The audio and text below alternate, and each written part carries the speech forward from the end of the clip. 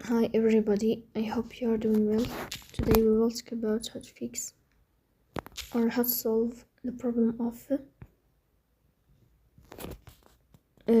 delayed accounts on Bumble. We click on settings. Here you will go to apps, default apps, app settings. Here on this page you will search about Bumble and you will click. In this page of app info you will click on first stop and you will click OK. Here you will go to storage. Then we click on clear cache. In this page you will turn off your Wi-Fi and you will turn on your Wi-Fi again to fix that problem. So that's all. Don't forget to support us by like and subscribe.